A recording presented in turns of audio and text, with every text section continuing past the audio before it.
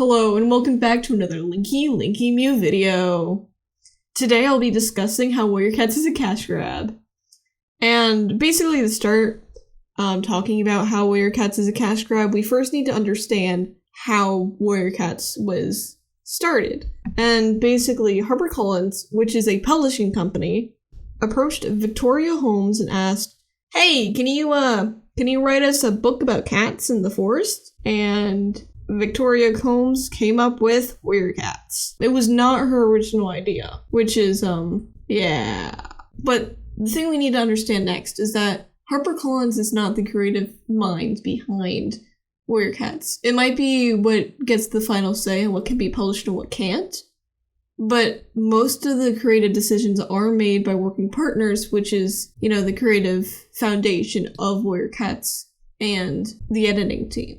And Working Partners is known for this technique that they use called book packaging. Book packaging is basically hiring a bunch of ghostwriters to write a series for money. This technique is used for a lot of cookbooks and just, books to fill shelves, how you see top 10 recipes that you can use at home. Those kind of books.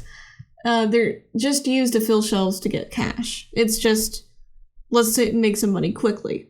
And you can probably already see where I'm going with this in the fact that Warrior Cats is a cash grab. And because Warrior Cats is a cash grab based off this book publishing foundation, we have this kind of domino effect of everything else in the series falling apart.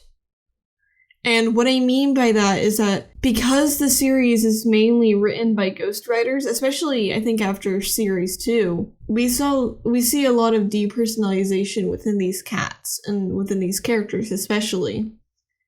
Because these ghostwriters don't care about these characters. They're not their characters. They belong to working partners. They're not their original characters. So why should they care? Why should they make a story about them?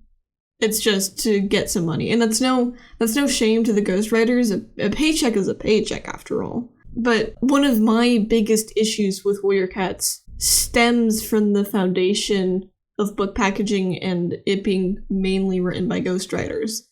Poor characterization is one massive flaw in the series. There is a lot of characters that I don't even remember the personalities of. I mean, even if they do have personalities in the books, even if they are characterized that way, it's kind of telling that I can't remember them being characterized that way. That means that they weren't characterized strongly. That means they weren't written as strong characters. That means it was maybe put in there a few times, but those times that it mattered didn't stick out to me.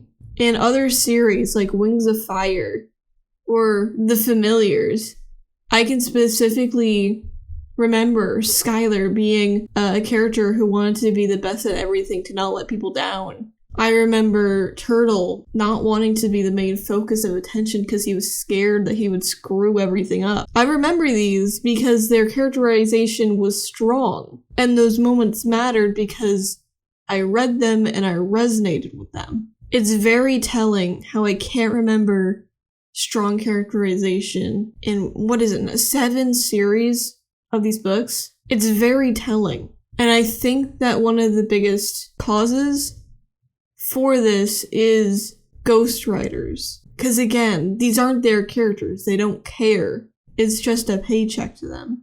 And the story itself, there's a lot of repetition. A lot of people pointed out the similarities between Soul's whole thing and Darktail. They just repeated a storyline. And then they reprised the whole sister rivalry from Omen of the Stars. They didn't do anything new. And a big cause of that can be attributed to ghostwriters. Because they don't have a story to tell. They're not interested in talking about these characters' lives, their motivations, what happens. All they're getting out of this is a paycheck. They're given a basic prompt, and they're told to write it. Something I often complain about, especially in schools, and this is a weird correlation to make, but I often complain about the depersonalization of writing essays in English classes because I don't care about these prompts. I'm just doing this to get a grade. If we were to be told to research our own topics, to do our own to do our own essay, I would have a much stronger point to make because I actually care about what I'm writing about. The same thing applies here with ghostwriters. These ghostwriters do not care about these characters like the original authors do.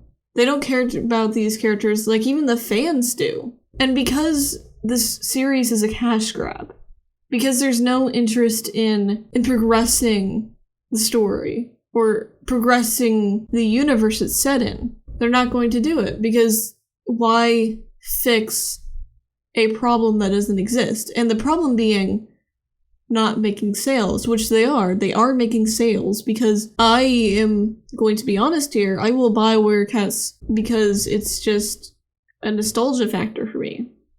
I remember reading Werecats in the 3rd grade and role-playing cats during recess. That's a huge nostalgia factor for me. And regardless of where the series goes, I will probably still keep buying.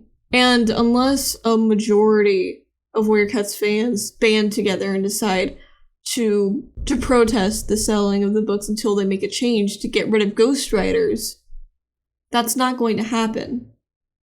Because HarperCollins and working partners do not really care, if we're honest with ourselves. They don't care about the readers. They care about making sales.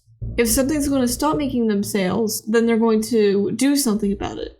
But if it's not going to, if it's not going to affect their money, they're not going to care. Gillian Lopez, or whatever her name was, the transphobe who worked on Survivors, was only fired because people threatened their biggest marketing point, which was Werecats. If people hadn't threatened to stop buying the books, to share the PDFs online illegally, working partners would not have fired Gillian Lopez, because they don't care. And this brings me to another point. They're not going to give LGBT representation in these books either, because there's a huge part of the fandom that is homophobic and anti-LGBT, or whatever you want to slap a label on it. And if there was LGBT characters in the series, that would decrease sales, because the homophobes wouldn't like that. And despite what you may want to believe, there is a homophobic part of the community. I remember back in middle school, I was trying to learn Russian for some reason, and so I went on the Russian Warrior Cats Amino, and I posted something that said, like, gay or something. I'll put it here, something.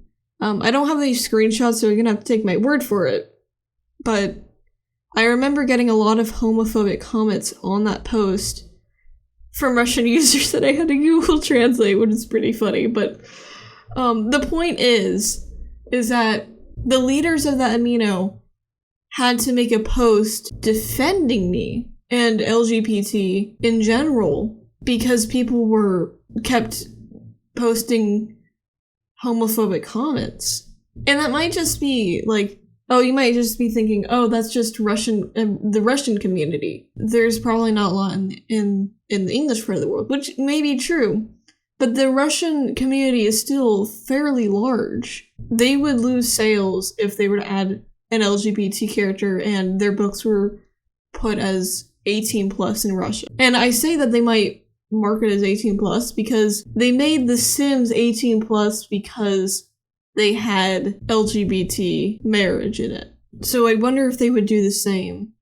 Because the series is primarily a cash grab, there will not be many changes made to the series other than small changes like POV shifts or adding a new, smaller society like the Sisters or something.